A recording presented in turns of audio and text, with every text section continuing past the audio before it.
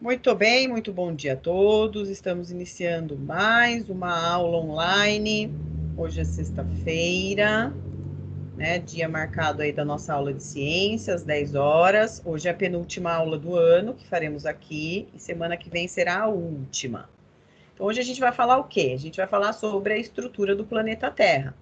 A gente vai falar como o planeta Terra se formou, qual é a estrutura externa e as camadas que envolvem o planeta, como que é a camada interna, as partes internas do planeta Terra, e nós também vamos falar um pouco sobre aquela questão da esfericidade do planeta, né? Será que o planeta Terra é redondo, é oval, ele é plano, né? Então a gente vai falar um pouquinho sobre isso.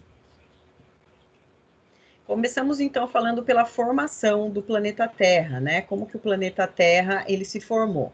Então existe uma teoria científica, né, onde os cientistas estudaram muito, e essa teoria mais aceita é a teoria do Big Bang. Né? Big Bang é uma palavra que significa grande explosão. Então, por volta de 13,7 bilhões de anos atrás, houve uma explosão no espaço e o planeta Terra ele era uma grande bola incandescente de fogo com uma temperatura muito alta de 1.500 graus Celsius. E essa bola de fogo teria, então, explodido e lançado partículas para o espaço. Com o passar de vários milhões de anos, essa bola incandescente, ela foi aos poucos se resfriando e se solidificando, né? Principalmente a parte externa dessa bola, formando então o que a gente chama de litosfera, né? Que é a parte rochosa do planeta Terra. Durante esse processo de resfriamento dessa bola de fogo, que foi o planeta Terra, houve a liberação de vários gases e de vapor, né? Vapor de água. Eles deram origem, então, a essa camada de ar que envolve o nosso planeta, chamada de atmosfera. Por volta de 4,6 bilhões de anos atrás, a temperatura da Terra começou a baixar mais ainda, dando origem a um grande período de chuvas incessantes. Então, chovia muito no planeta Terra. E por conta dessas chuvas e da condensação do vapor de água que subia para a atmosfera, as nuvens eram formadas e devolviam mais chuva para o planeta. Essa chuva começou a ficar acumulada no planeta Terra, né? E deu origem ao que hoje a gente chama de oceanos. Então, as águas marinhas e os continentes que ficam sobre as águas, né, formam a nossa hidrosfera, que significa esfera de água. E aí, aproximadamente 3,5 bilhões de anos atrás, surge então a vida no planeta Terra. Essa vida no planeta Terra, né, vegetal e animal, começou a se desenvolver principalmente dentro dos oceanos, porque dentro do oceano tinha muita matéria orgânica, e essa matéria orgânica começou a se juntar, a se unir e formar moléculas complexas. E essas moléculas deram origem às primeiras bactérias, que realizavam o processo da fotossíntese para poder produzir o seu próprio alimento e sobreviver. Então, hoje no planeta Terra, a gente tem três esferas: a litosfera, que é a esfera de rocha, né? São as rochas que a gente encontra no planeta; a atmosfera, que é a esfera de ar que fica em volta do planeta, que guarda os gases importantes para o planeta, principalmente o oxigênio usado na nossa respiração; e a hidrosfera, que é a esfera de água do planeta, que forma todos os oceanos, lagos e rios do planeta Terra. Tá? Então a gente tem quantas esferas aí, né? Na verdade, a gente tem 4 esferas, porque tem a esfera que é a esfera da vida, chamada de biosfera. Tá? Então, a biosfera é o conjunto de toda a vida do planeta, incluindo os ecossistemas onde a vida é encontrada. Quais são os ecossistemas? Aí, o Pantanal, a Mata Atlântica, a Floresta Amazônica. Tá? A gente tem bastante ecossistemas e a gente aprende sobre eles no 7º ano, o ano que vem.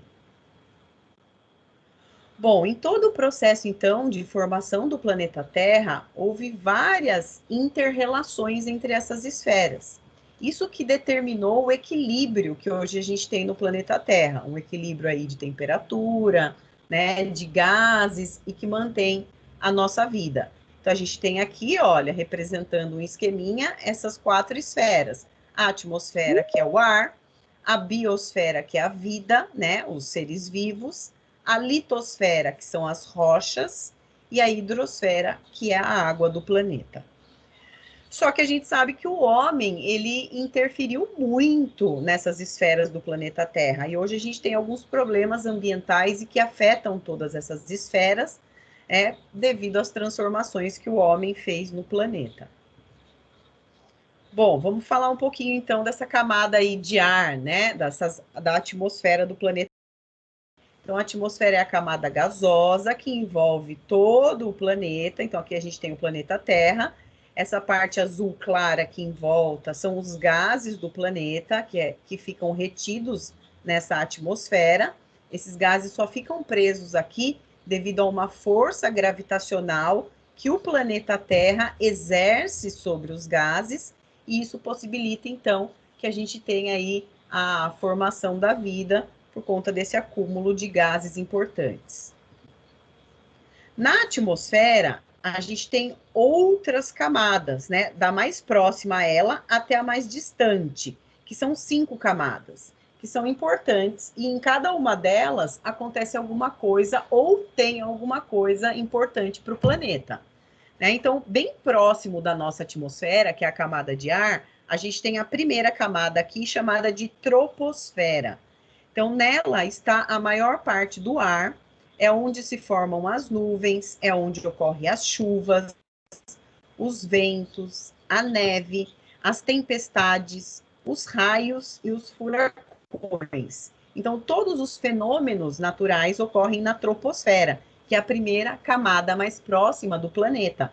Ela tem uma altitude, né, que vai até 12 quilômetros aí de extensão, né? E essa extensão de 12 quilômetros corresponde aproximadamente aí, né, a 12 mil metros de altura ela chega. Acima da troposfera, a gente tem a estratosfera. A estratosfera, além do gás nitrogênio que fica lá nela, há uma quantidade mínima de oxigênio e há uma maior concentração do gás ozônio, porque é nessa camada que se forma a camada de ozônio. A camada de ozônio é aquela camada que protege o planeta contra os raios solares. É aquela camada que está sofrendo muita intervenção humana, porque o homem, quando ele polui a atmosfera, né, com os gases poluentes, ele acaba perfurando essa camada de ozônio e os raios solares penetram muito forte no planeta. Isso faz com que a gente possa ter grandes problemas, né? Problemas na produção de alimentos, problemas de doenças como câncer de pele. Então, é uma camada muito importante a estratosfera por guardar a camada de ozônio. E ela chega a uma extensão de até aqui aproximadamente 50 quilômetros de distância do planeta Terra. Em cima da estratosfera, a gente tem a mesosfera, né, que é a camada do meio, a camada intermediária e a camada mais fria da atmosfera terrestre. Em cima da mesosfera, a gente tem a termosfera, né? A termosfera, olha só que engraçado, a mesosfera é a mais fria. E em cima dela, a gente tem a termosfera. Termo tem a ver com temperatura alta, com termômetro, né? Então, é onde a gente tem as temperaturas mais altas. Para o homem chegar nessa camada aqui da atmosfera, ele precisa usar roupas específicas, né? Roupas, trajes aí que possam suportar a essas altas temperaturas.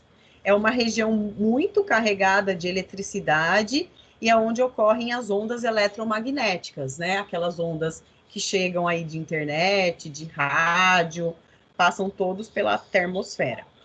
A última camada, a mais externa e não a mais, como é que a gente fala? E não a mais comprida, né? A que tem mais expansão, mas a mais externa, a mais afastada do planeta, é a exosfera. Então, é a última camada, formada principalmente por gases hidrogênio e gás hélio.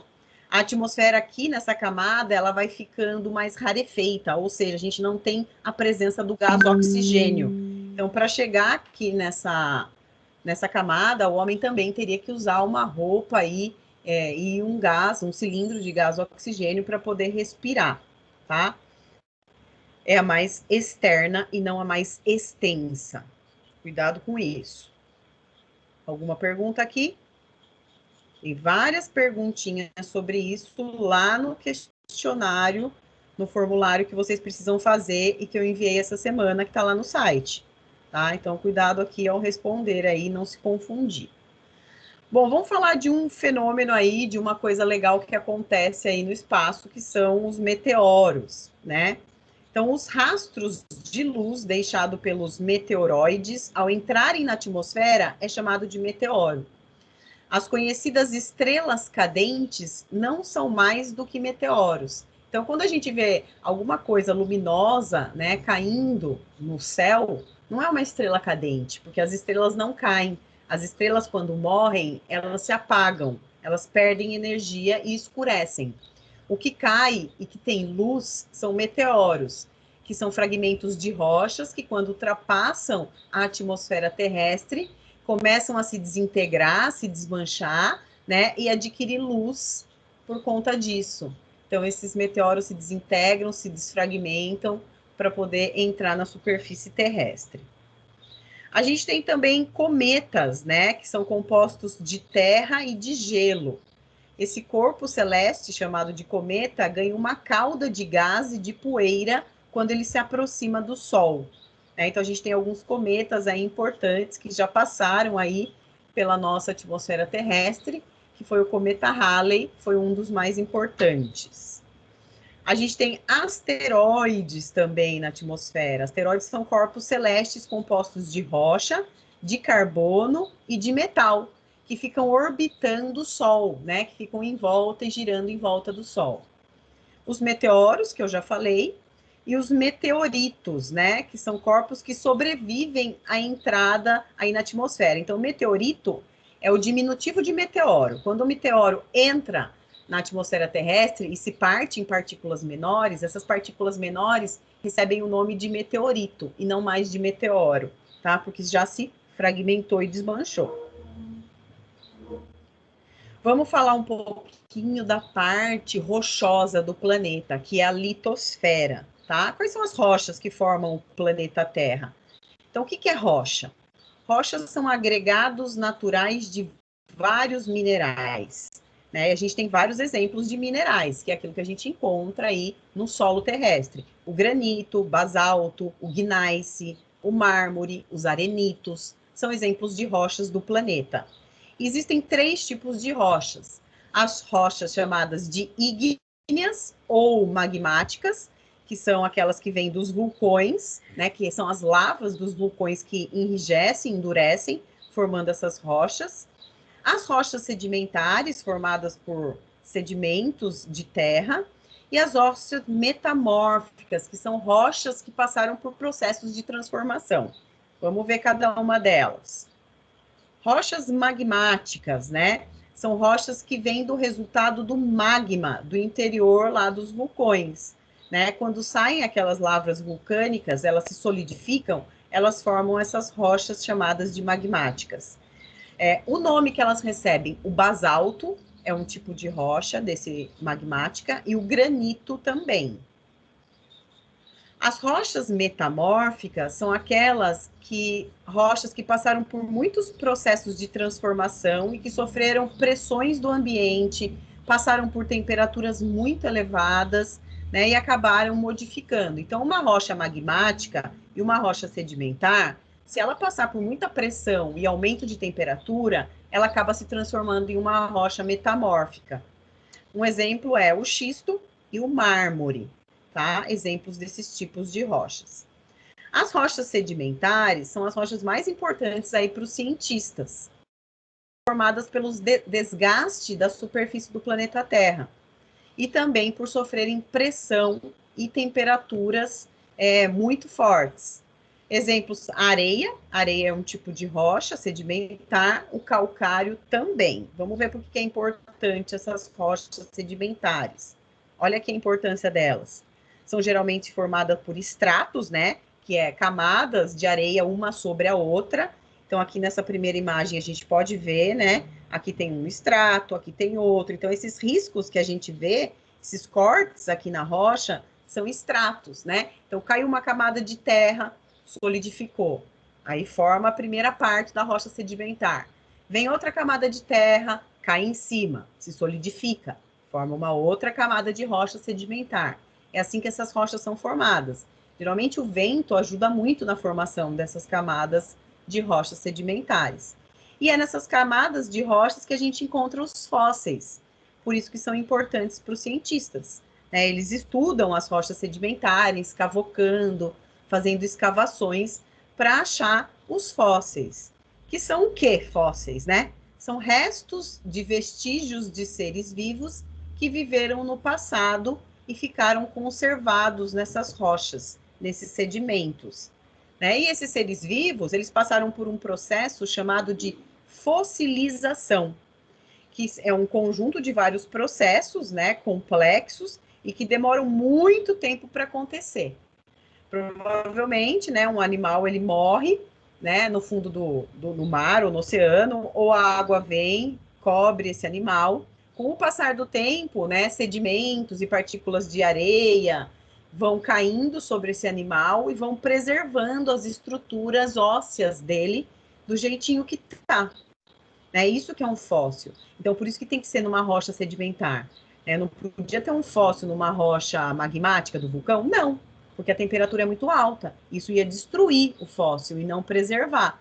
Eu poderia ter um fóssil numa rocha metamórfica? Não, porque a rocha metamórfica passa por muita pressão e também por uma temperatura elevada. E isso prejudica a fossilização, a formação do fóssil.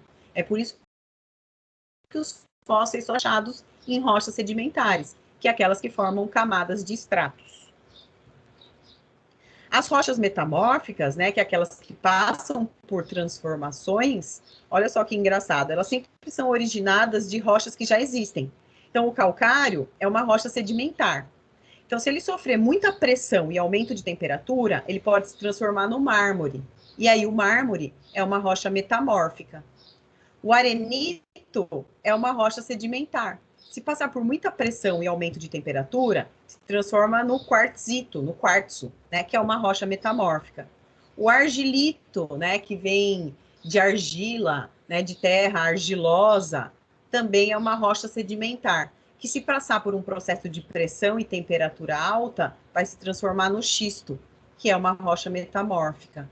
O granito, que é uma rocha também sedimentar, pode se transformar no gneiss, né, que é uma rocha metamórfica. Então, as rochas que já existem, se passarem por processos de pressão e temperatura alta, se transformam em rochas metamórficas. Aqui mais exemplos dessas rochas, né? Rocha sedimentar, calcário, o arenito, o chert, né? Essa rocha escura aqui, da cor preta, né? Parece um petróleo. Aqui são rochas ígneas ou rochas magmáticas que vêm dos vulcões, né? Granito, basalto, a andesite, rochas que passam por processos de transformação, que são as metamórficas, a filóio, ó o nome, né? Ardósia e o mármore, tá? São outros exemplos de rochas que são minerais que a gente encontra na natureza. Bom, falamos então da parte da atmosfera, da parte de gases, falamos da parte agora rochosa, né, da litosfera. Agora a gente vai para a parte interna do planeta Terra, né, para as estruturas internas do planeta. Então, a Terra é um planeta que se encontra no sistema solar. Ela está bem próxima ao Sol, fica a cerca de 150 milhões de quilômetros dele. Aparentemente, ela é ondulada, porém, ela tem uma forma de elipsoidal, né? Ou seja, possui os polos, né? O polo sul e o polo norte, as regiões polares achatadas, por conta do movimento de rotação que ela faz, que é o movimento em torno do próprio eixo dela. Isso acaba tornando os polos achatados. Ainda ela é ondulada, ela é irregular e matematicamente ela é muito complexa. né? Possui aproximadamente 3/4 da superfície toda do planeta é composto por água, e quimicamente ela é dividida em 3 partes internas: a crosta terrestre, o manto e o núcleo, que é o que a gente vai ver agora. Então, aqui a gente tem uma imagem, né, da parte interna do planeta Terra, né? Aqui a gente tem o núcleo, que é a parte interna, a parte líquida, com temperatura altíssima, né? Uma parte totalmente eletromagnética, né? Que atrai os corpos para a Terra, é por isso que aqui a gente tem gravidade. A gente tem o manto terrestre, que fica em volta do núcleo, é toda a camada interna, é a maior porção interna do planeta. E a parte superficial, né, onde a gente pisa aí, é a crosta terrestre. E na crosta terrestre a gente tem a parte litorânea, né, que é a parte aquática, e a gente tem a parte continental, que é a parte rochosa, onde ficam os continentes. Aqui uma outra imagem mostrando como se a gente pudesse descascar o planeta Terra e abrir ele, né, para ver as partes de dentro. Então a gente tem o núcleo. Em volta, aqui é o núcleo interno. Alguns livros, né? Ele não traz só núcleo, manto e crosta. Ele traz núcleo interno, núcleo externo, manto interno, manto externo e a crosta terrestre, tá?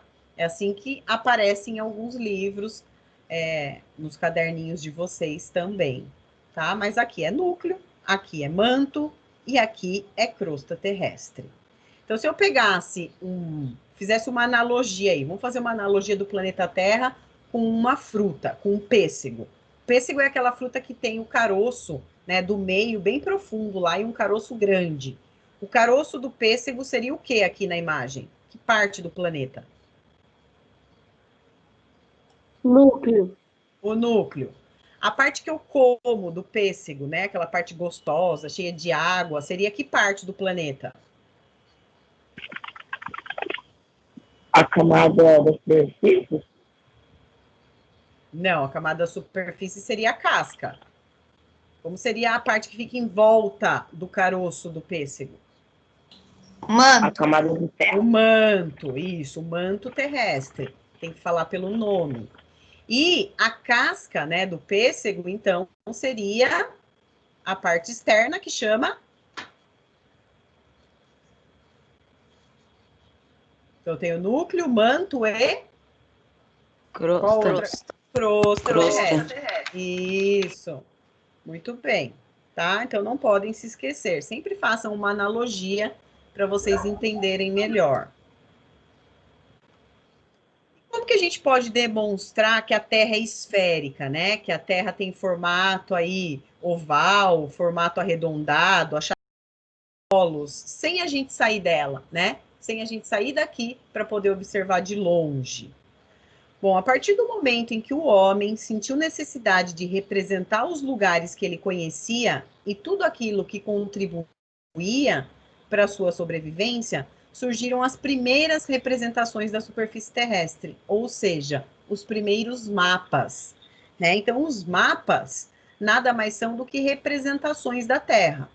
Essa primeira imagem aqui, a gente tem uma foto do planeta Terra, tirada aí do espaço. A figura 2, eu tenho a imagem de um globo terrestre, né, que é usado mais nas escolas. E a figura 3, eu tenho a imagem de um mapa mundi, um mapa do mundo. Então, percebam, são várias representações de uma mesma coisa. Do quê? Do planeta Terra. Só que representados de formas diferentes. Por que cada um está representado de uma forma?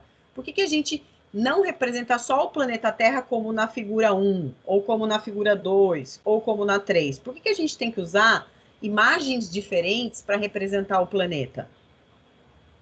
Quem saberia levantar uma hipótese aí? Por que disso?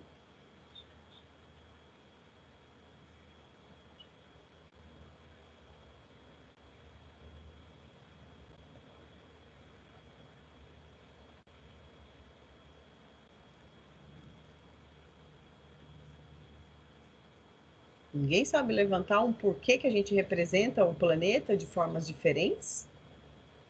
Pode chutar, não precisa acertar, pode falar errado, não tem problema.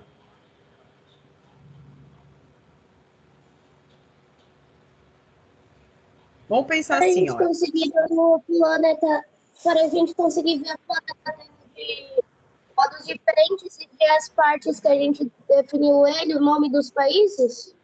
Sim, é uma hipótese, é uma boa hipótese. É isso mesmo, né? Para a gente poder ver, ó. Imagine que eu levasse só essa primeira imagem aqui para vocês na sala de aula. O que vocês iam entender que o planeta é? Né? Ele é redondo, ele tem aqui oceano, né? Tem aqui o continente, né? Que aqui fica o Brasil. E aí, será que só tem aqui o nosso país, Brasil? Não tem mais nada? O que será que tem atrás disso? Dá para a gente saber o que tem atrás se eu levasse só essa imagem? Não, né? Não. Eu teria que levar outras imagens. Então, eu levaria o globo terrestre, porque ele gira, e eu consigo ver esse movimento que a Terra faz de girar. Eu conseguiria ver o que tem atrás, né? O que tem embaixo. E se eu precisasse desenhar alguma coisa? É fácil desenhar e copiar quando alguma coisa é redondo? Fica fácil? Não. Eu teria que planificar. O que é planificar? É abrir o desenho. Para que eu pudesse abrir o desenho, então, eu teria que tornar esse planeta um mapa, né? Então, aqui o mapa mundi nada mais é do que o planeta Terra, que foi cortado aqui desse globo terrestre e abriram para que a gente pudesse planificar para estudar. Né? Então, essas diferentes imagens do planeta têm a finalidade de facilitar o estudo, tá? E facilita a nossa compreensão e o nosso estudo sobre o planeta Terra. Certo? Será que se eu pegasse esse mapa mundi aqui, eu conseguiria transformar ele de volta num globo terrestre? Será que eu conseguiria fazer ele redondinho e voltar ele a ser um globo?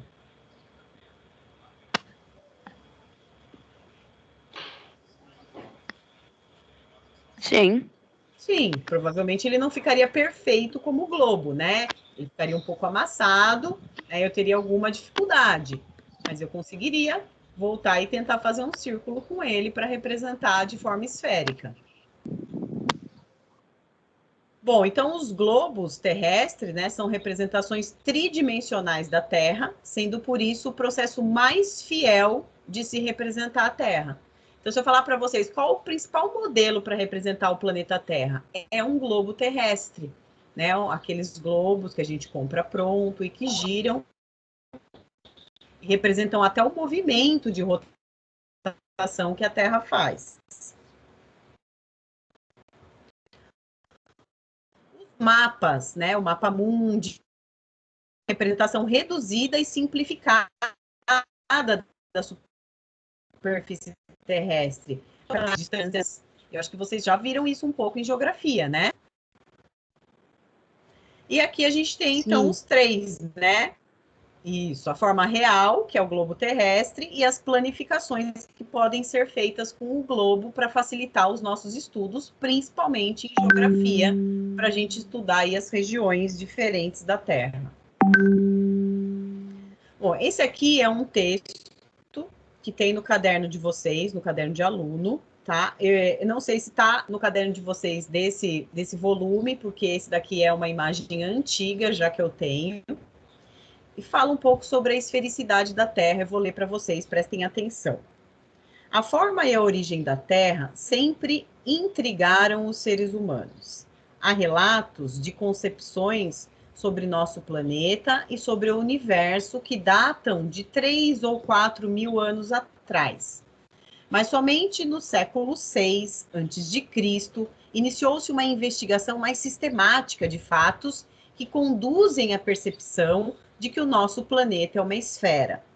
E somente no século XVI, com a primeira viagem de navegação marítima, a primeira volta ao mundo, realizada pela equipe aí do desbravador Fernão de Magalhães, essa ideia ganhou mais força.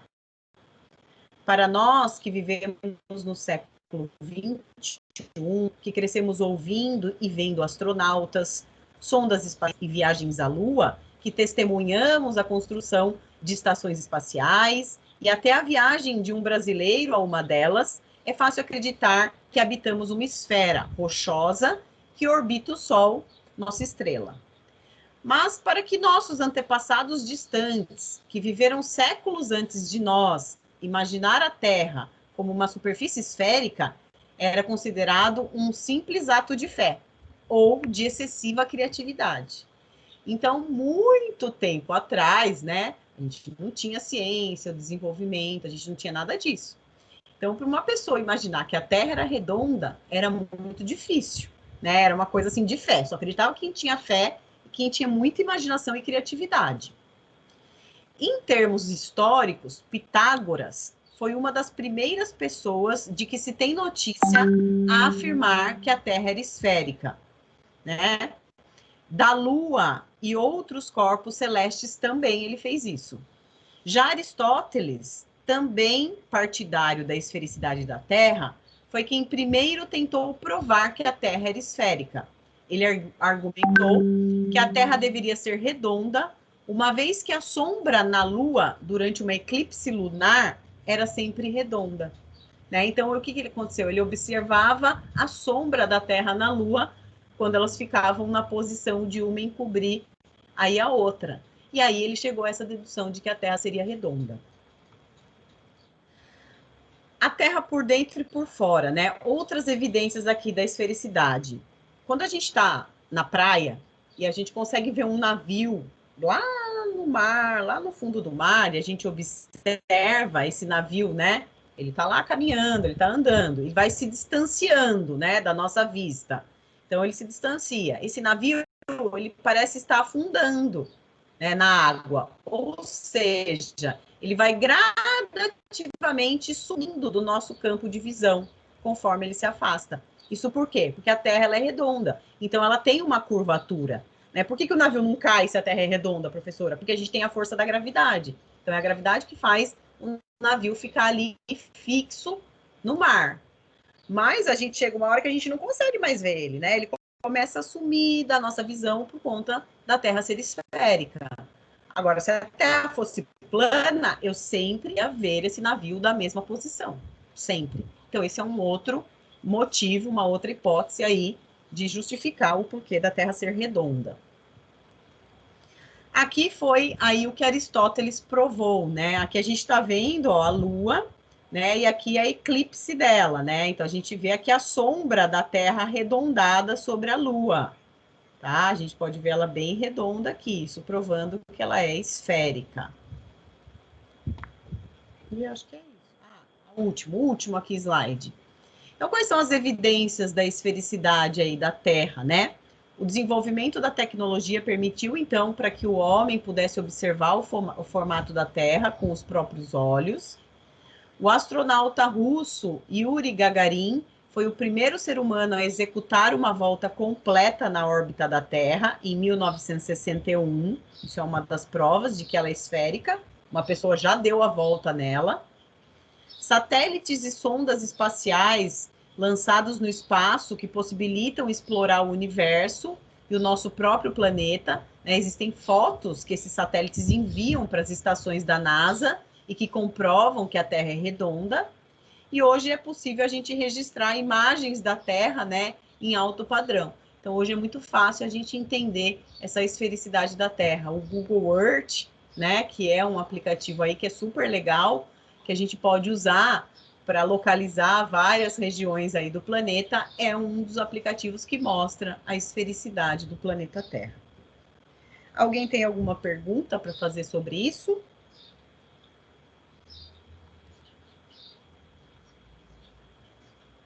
Não? Se não tem, então, meu muito obrigada pela participação de vocês na aula de hoje. Vou voltar aí com vocês. Deixa eu parar aqui a gravação.